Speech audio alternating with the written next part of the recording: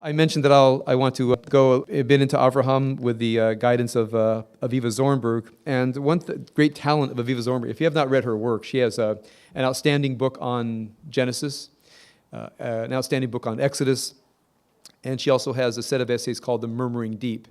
And I consider her to be the greatest Torah teacher alive today. And she may end up being the outstanding teacher of Chumash, of the Torah, and by extension, many parts of the Bible, of the last and this century. It's hard to know. I don't know any book that I come at, aside from the Sfat Emet, with greater reverence and knowledge that I will find something very deep and penetrating when I read her books.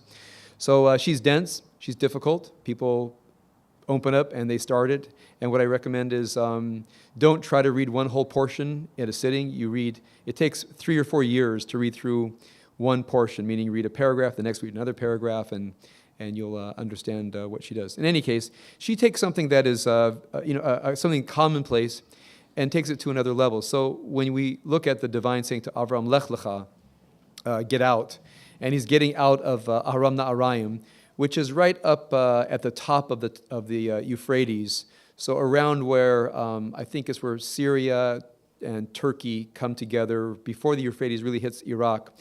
Now that's his father. Apparently his grandfather Nahor did come up from Mesopotamia to Padan Aram, which is higher up, and then Avram came down into Canaan. So it says Lech Lecha, and I will take you to land. I will show you this land, and you will become a blessing, a great mighty nation, etc., etc. And the sense is from the tradition that he had to get out of the idolatry and the oppressive, idolatrous pagan culture in order to be able to explore his way into a new religion. And one thing I love about Zornberg is she always takes these ideas and translates them, as I like to do, to a psychological dimension and try to understand how that applies to each one of us. And to apply what she says to this morning.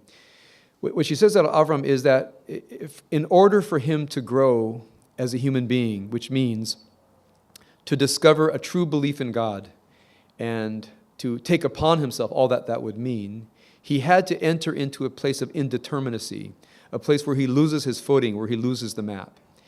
And that, as I read her last night and this morning, I thought about the people who say to me that they have a tough time with a spiritual practice. They know they ought not do X, Y, or Z, and they find themselves doing it.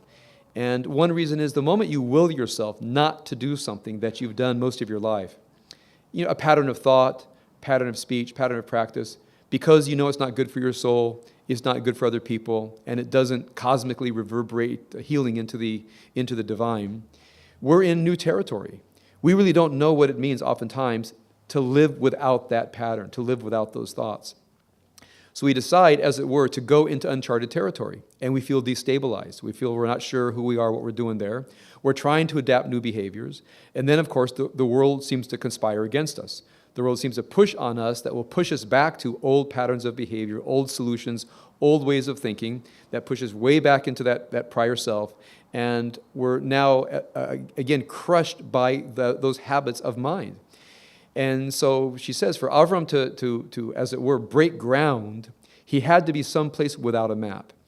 Now, when you're in that place without a map, and I want to say it's not easy to be there. It's not easy to say to yourself, my old ways of thinking, feeling, emoting, and being are not true. So what Zornberg then does is he brings up, as many people do here, Thomas Kuhn's The Structure of Scientific Revolutions. Have you all heard of that book? So a few of you have. It's a wonderful book. It was written, I think, way back in the 60s, if I'm not mistaken. And he tried to account for the idea that in the history of science, you see that a certain idea holds sway, and then the scholarship and philosophy around it is more or less tinkering around the edges, trying to perfect it.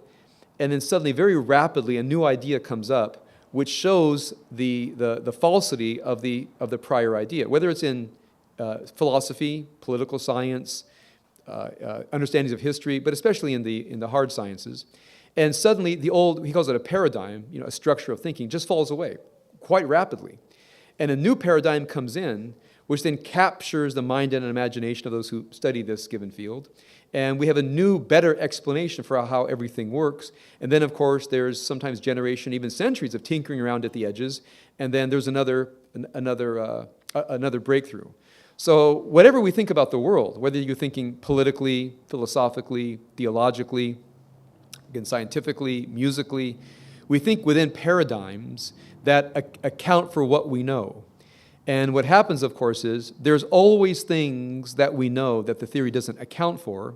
And oftentimes we just try to ignore that, as I do many things that I think, and someone asked me that question this morning. Well, what about this? I said, I don't know how to answer that one. It's out on the margins. I can't answer it. I'm staying in this paradigm. This paradigm accounts for all that I need to account for to me to get the work done that I know I need to do. So in every paradigm, in every structure of how things work, there's places at the edges, at the periphery, that we can't account for.